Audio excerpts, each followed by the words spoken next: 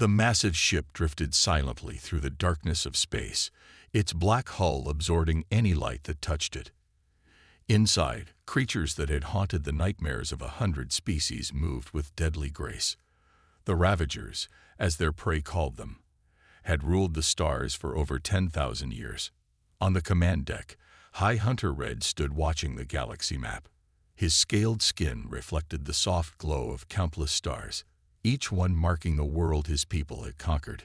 His black eyes narrowed as a new signal caught his attention. "High Hunter," one of his crew spoke softly, "we have detected unusual transmissions from Sector 47. They appear to be radio waves." Red's jaw clicked in amusement. Radio waves meant a young civilization, one just beginning to reach for the stars. Those were always the most entertaining to hunt. "Show me," he commanded.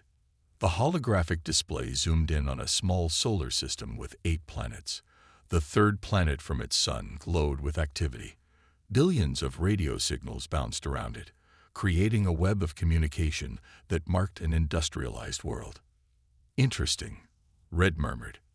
"How long have these signals been active?" "Less than 200 years, High Hunter. The species calls themselves humans. They have only reached their own moon so far." Red's thin lips curved into what his kind considered a smile. 200 years was nothing. His own people had been hunting among the stars since before these humans had invented the wheel. "Send a scout ship," he ordered. "Let's see what kind of prey we found." 3 days later, the scout ship entered Earth's solar system. Its crew watched with growing interest as they intercepted more transmissions. They saw images of cities, of wars, of art and music. Most importantly, they saw humans adapting and changing their environment instead of simply living in it. The scout leader, Hunter Green, prepared his report for the High Hunter. "The humans are numerous," he wrote, "and they show unusual adaptability. They have survived multiple climate changes, wars, and diseases. They have spread to every environment on their world." Red read the report with mild concern. Adaptable prey could be challenging. But then he saw the images of human bodies. Soft, weak things with no natural weapons. No claws, no enhanced senses, no armor. Just clever apes who had learned to use tools. "Begin the standard testing procedure," Red commanded. "Send a harvester to one of their remote settlements. Let's see how they react to proper predators." The harvester ship descended on a small mining colony on Mars. 300 humans lived there, protected only by thin walls and simple weapons. The Ravagers expected the hunt to last less than an hour. Captain James Walker stood at the window of Earth Defense Station 1, watching the stars. 6 months had passed since the Mars colony attack, and humanity had changed. The station, built in secret by all Earth's nations working together, was proof of that change. "Captain," his second-in-command called from behind him. "The deep space sensors are picking up something big. It's heading straight for Earth." Walker turned away from the window. The command center buzzed with activity as officers tracked the incoming object. It was larger than anything humans had built, and it was moving fast. "Show me," Walker ordered, moving to the main screen. The object appeared as a black spot against the stars, growing larger by the minute. "How long until it reaches Earth?" 3 hours, sir." Walker pressed a button on his command console. "This is Captain Walker. All defense stations go to full alert. This is not a drill. I repeat, this is not a drill." Dr. Anna Marshall stood in her underground laboratory, studying the Ravager body on her examination table. The alien predator had been recovered from the Battle of New York, and it was giving up its secrets one by one. "Look at this," she said to Captain Walker, who had come to check on her progress. She pointed to the alien's head. "Their brain is twice the size of ours, but most of it is devoted to processing sensory input.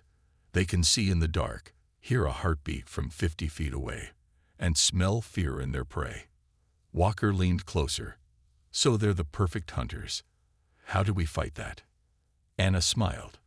"Perfect isn't always better, Captain. All those enhanced senses have a weakness." She pressed a button, and a high-pitched sound filled the room. The dead Ravager's neural tissue lit up like a Christmas tree on her scanners. Their brains can't filter sensory input like ours can, she explained. Too much input overwhelms them. That's why they hate bright lights and loud noises. They can't shut it out like we can. While Anna worked in her lab, more Ravager ships were appearing at the edge of the solar system. Earth's deep space sensors counted hundreds of them, gathering for a massive attack. In the Earth Defense Force Command Center, Walker shared Anna's discoveries with his officers. "We've been fighting them wrong," he said. "We tried to match their strength. Instead, we need to use their strength against them." The next Ravager attack came at Mars. They wanted to reclaim their lost territory and establish a base for attacking Earth. But this time, humanity was ready with new weapons. As the Ravager ships approached the Red Planet, they were met with a wall of lights and sound. Powerful electromagnetic pulses disrupted their sensitive navigation systems. Their enhanced senses, usually their greatest advantage, became a weakness. High Hunter Red watched in fury as his forces struggled. "How?" he roared. "How are they doing this?" A young Ravager scientist named Swift had an answer he didn't want to hear. "The humans are learning, High Hunter. They're studying us, understanding us. They're turning our own biology against us." On Mars, the human defenders had more surprises ready. When Ravager ground troops landed, they faced sonic weapons that left them disoriented. Strobe lights disrupted their superior vision. Even their sense of smell was used against them, with chemical agents confusing their ability to track prey. In her lab, Anna watched the battle data with satisfaction. "See how they react," she told Walker through a video call. "Their brains can't handle the sensory overload. They're experiencing what we would feel if someone amplified all our senses by 1,000. The battle for Mars lasted 3 days. When it was over, the humans hadn't just defended the planet. They had captured several Ravager ships intact. More importantly, they had proven that humanity could do more than just survive against the galaxy's supreme predators. They could win." Walker visited Anna's lab again after the battle. "The Ravagers are pulling back," he told her. "They're regrouping, probably planning something bigger. But thanks to your work, we'll be ready." Anna nodded, but her attention was on a new discovery. "Captain," she said, "I found something interesting in their genetic code. The Ravagers didn't evolve naturally. Someone made them this way, engineered them to be perfect hunters." Walker frowned. "Who would do that? And why?" "I don't know," Anna replied. "But whoever did it left something else in their DNA. A kill switch. A way to shut down their enhanced abilities if they ever got out of control." The implications were enormous. Humanity now had a way not just to fight the Ravagers, but potentially to change them completely. The question was, should they use it? As Earth prepared for the next battle, this moral question weighed heavily on both Anna and Walker. Sometimes understanding your enemy meant making difficult choices about how to use that knowledge. Commander Thomas Stone stood in the bridge of Earth's first stealth carrier, the EDF Phantom. The ship, built using captured Ravager technology, was about to make history. For the first time, humanity would take the fight to the enemy's territory. "All ships report ready, Commander," his tactical officer reported. Operation Thunderclap was about to begin. Stone looked at the holographic display showing their target, a major Ravager supply base on a moon at the edge of their territory. Intelligence suggested the base contained enough resources to support the invasion of 3 solar systems. "Send the signal," Stone ordered. "Let's show these hunters what it feels like to be hunted." Across 50 ships, crews prepared for battle. They carried new weapons designed by Dr. Marshall's team. Sonic disruptors, neural scramblers, and something special they called the Howler, a device that could overwhelm Ravager senses at a massive scale. The human fleet dropped out of light speed behind a gas giant, using its magnetic field to mask their approach. On the Ravager base, alarms suddenly blared. "Unknown ships approaching," a Ravager officer reported to Base Commander Claw. "But the readings are strange," They look like. Like what? Claw demanded. Like Ravager ships, sir, but they're not responding to recognition signals. Stone smiled as confusion spread through the enemy ranks. His ships were using captured Ravager transponders, broadcasting fake identification codes. By the time the enemy realized what was happening, it would be too late. Launch fighters, Stone commanded. Activate the howlers. Human ships burst from behind the gas giant, but instead of attacking immediately, they filled space with a terrible sound, a combination of frequencies specifically designed to overload Ravager's sensory organs. On the base, Ravager warriors collapsed, their enhanced senses becoming a torture device. Those who managed to reach their ships found their targeting systems useless, scrambled by the human attack. This is impossible. Claw roared, fighting through the pain. Their prey. They can't do this to us. But they could, and they were. Stone's fleet moved with precision, disabling the base's defenses one by one. Teams of human Marines, wearing suits designed to mask their life signs, boarded the station. Remember, Stone told his troops, use their instincts against them. Make them chase you. Make them angry. Make them sloppy. The plan worked perfectly. The Ravagers, enraged by prey that dared to attack them, abandoned their defensive positions to hunt the human boarders. But each time they got close, the humans disappeared, leading them into carefully planned ambushes. Dr. Marshall watched the battle data from Earth. They can't help themselves, she told Captain Walker. Their hunting instincts are too strong. They have to chase, have to kill, and that's exactly what makes them vulnerable. The battle lasted 6 hours. When it was over, the human fleet had captured not just the base, but also vital information about Ravager fleet movements and supply lines. More importantly, they had proven that humanity could take the fight to the enemy's own territory. Stone walked through the captured base, studying the alien technology that would soon be turned against its makers. Send word to Earth, he ordered. Operation Thunderclap is a success, and tell them what we found. What they had found was staggering. Proof that the Ravagers were not as united as they appeared. Some of their own people questioned the endless hunting, the constant war. These dissenters had been secretly gathering information, looking for a way to change their society. This changes everything, Walker said when he received the news. We're not just fighting a war anymore. We might be starting a revolution. In their arrogance, the Ravagers had forgotten the most important rule of nature. Sometimes the prey becomes the predator. Humanity had taken the first step in turning the tables, but the real war was just beginning. High Hunter Red stood before the Ravager High Council, his pride wounded deeper than any physical injury. The humans have gone too far, he growled. They dare to strike at our territory, to steal our ships, to turn our own weapons against us. I demand permission to launch a full-scale war.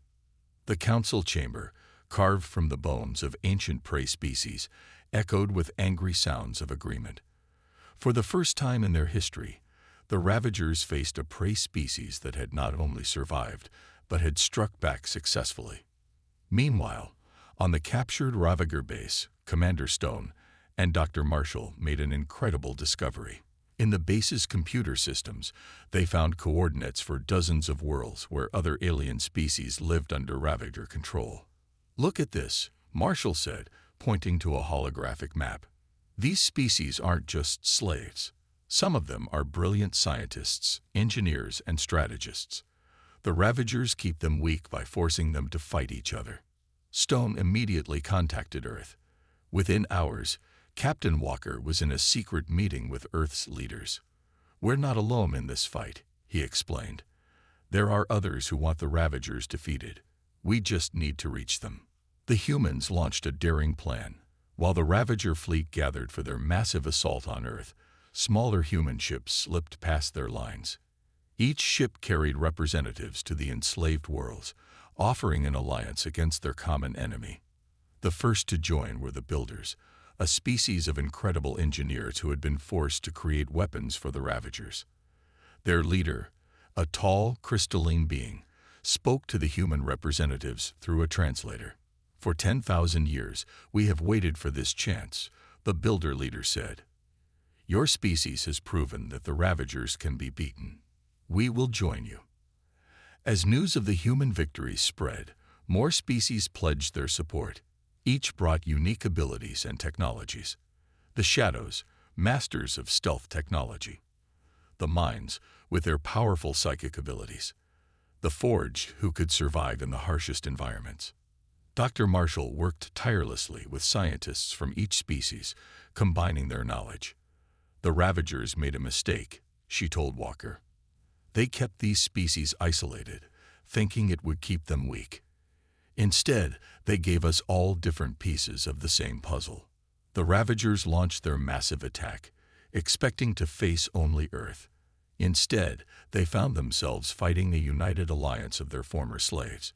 Ships of different designs fought together, using tactics the Ravagers had never seen before. High Hunter Red watched in horror as his fleet was torn apart by weapons that combined technology from multiple species. Impossible, he roared. They're just prey. They're all just prey. But he was wrong.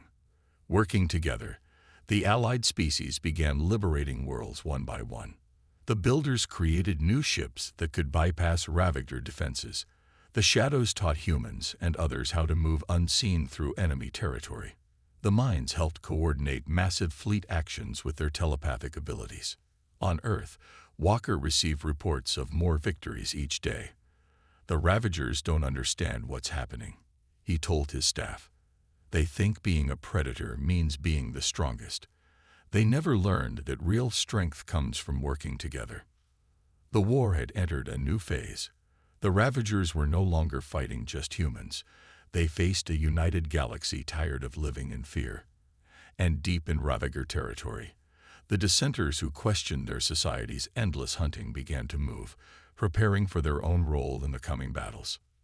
We've changed everything, Marshall said as she watched reports of another successful liberation. The galaxy will never be the same. She was right. The age of the supreme predators was ending. In its place, something new was being born. An alliance that would reshape the stars themselves. The combined fleet of the allied species gathered at the edge of Ravager space. 5,000 ships of different designs and sizes, crewed by beings who had once been prey but were now hunters themselves. At the center of the fleet, the Earth ship Victory prepared to lead the greatest attack in galactic history. Captain Walker stood on the bridge, looking at the holographic display of their target, the Ravager homeworld. Next to him, Commander Stone and Dr. Marshall finished reviewing the battle plan. All the pieces are in place, Stone said. The builders have modified our ships with shadow stealth technology. The Minds are ready to coordinate our attack. This is our chance to end the war. Marshall nodded, holding up a small device. And this is our secret weapon. The kill switch coded into their DNA, turned into a weapon. One burst from this, and their enhanced senses will shut down. They'll be normal hunters, nothing more. The Ravagers weren't sitting idle. High Hunter Red had gathered every ship, every warrior they had left. Their homeworld bristled with defenses. They expected an attack, but they didn't expect what was coming. Begin Operation Final Hunt, Walker ordered. The first wave wasn't ships at all. The Shadows had taught the Allies how to create ghost images, fake fleet signatures that looked real to sensors. As the Ravager fleet moved to attack these ghosts, the real Allied ships slipped through their lines. On the Ravager homeworld, High Hunter Red felt something he hadn't experienced in centuries. Fear. How are they doing this? He demanded, watching as his defensive lines fell into chaos. Where are they? The answer came in a flash of light as the Allied fleet appeared inside the Ravager defense grid. Ships from Earth flew alongside builder vessels and shadow crafts. On their bridges, mind telepaths coordinated their movements perfectly. Now they know how it feels to be hunted, Stone said, watching as the Ravager ships scattered in confusion. Launch the boarding teams. Special forces from all allied species deployed toward the surface. Humans fought alongside their new allies, using their combined strengths. Builder technology protected them from Ravager weapons. Shadow stealth kept them hidden. Mind powers let them coordinate without speaking. In his fortress, Red prepared for the final battle. "We are the supreme predators," he roared to his warriors. "We cannot be defeated by mere prey." But Walker had planned for this moment. As Ravager forces rushed to defend their leader, Marshall activated her device. A wave of energy swept across the planet, and suddenly the mighty hunters stumbled. Their enhanced senses, their greatest advantage, went dark. "What? What have you done to us?" Red demanded as Allied forces breached his fortress. His enhanced vision was gone, his perfect hearing reduced to normal levels. "We turned your greatest strength into a weakness," Marshall explained through the comm system, "just like you tried to do to us. The difference is, we're offering you a choice." The choice was simple: surrender and accept a new way of life, or face extinction. For the first time, the Ravagers had to consider whether being the supreme predator was worth the cost. In orbit, Walker watched as more Ravager ships surrendered. The dissenter faction within their society emerged, calling for an end to the endless hunting. They had seen another way to live, shown to them by the very prey they had dismissed. "Send word to Earth," Walker ordered. "The Ravager homeworld is under Allied control." "The war." He paused, allowing himself to feel the weight of the moment. "The war is nearly over." But even as victory seemed certain, new challenges loomed. How would they rebuild the galaxy? Could former prey and predator learn to live together? The future was uncertain, but one thing was clear: the age of the supreme predators was ending, and a new era was about to begin. 1 year after the fall of the Ravager homeworld, Captain Walker stood in the newly built Galactic Council chamber on Earth. Representatives from 50 different species filled the room, including several Ravagers who had chosen to embrace change. The chamber itself was a symbol of the new age, designed by the Builders, protected by shadow technology, and connected through mind telepathic networks. It represented everything the Alliance had accomplished by working together. "The galaxy has changed," Walker said, addressing the assembly. "For 10,000 years, one species ruled through fear and force. Today, we meet as equals." In the audience, Dr. Marshall sat next to a young Ravager scientist named Edge, who had been part of the dissenters. They had spent the past year working together, studying ways to help Ravagers adapt to life without their enhanced abilities. "Some of my people are struggling," Edge admitted. "We built our entire culture around being the supreme predators. Learning to be something else, it's not easy." Marshall nodded understanding. "But many of you are thriving. Your natural intelligence, your determination, those weren't engineered. They were always part of who you are." Across the galaxy, signs of change were everywhere. Former slave worlds flourished as free societies. The Builders created wonders of engineering that helped all species. The Shadows taught their stealth arts to those who proved worthy. The Minds helped facilitate understanding between different cultures. Commander Stone, now leading the new Galactic Defense Force, reported success after success. "The remaining Ravager war fleets have surrendered," he told the Council. "Some have even joined our peacekeeping forces. They're helping us hunt down pirates and protect trade routes." But the most remarkable changes were happening on the Ravager homeworld itself. Without their enhanced abilities, they had been forced to rediscover who they were as a species. Many found they had talents and interests they had never explored, having been forced into the role of hunters from birth. "We were wrong," former High Hunter Red said, now serving as one of the Ravager representatives to the Council. His pride was still there, but tempered with wisdom. "We thought being a predator meant being alone at the top. We never understood that true strength comes from cooperation." The Council's first major decision was to create the Galactic Academy, where all species could share their knowledge and skills. Humans taught adaptability and innovation. Builders shared their engineering secrets. Shadows instructed others in the art of stealth. Minds helped everyone communicate better. Even the Ravagers contributed, teaching military strategy and the positive aspects of their hunting skills. Walker walked through the Academy's halls with Marshall, watching young beings of all species learning together. "Did you ever think it would turn out like this?" he asked. "Honestly, no," Marshall replied. "When we first discovered the Ravagers' weakness, I thought our only choice was to destroy them. But humanity proved there was another way." In orbit above Earth, Stone commanded a training exercise where ships from different species practiced working together. Among them was a Ravager vessel, its crew learning to use their natural skills to protect rather than hunt. "The galaxy needs guardians," Stone told his mixed-species crew. "Not supreme predators, but protectors who understand both strength and wisdom." As the day ended, Walker returned to his office in the council building. On his desk sat a piece of Ravager technology, modified by Builder Engineering and enhanced by Shadow Stealth Systems.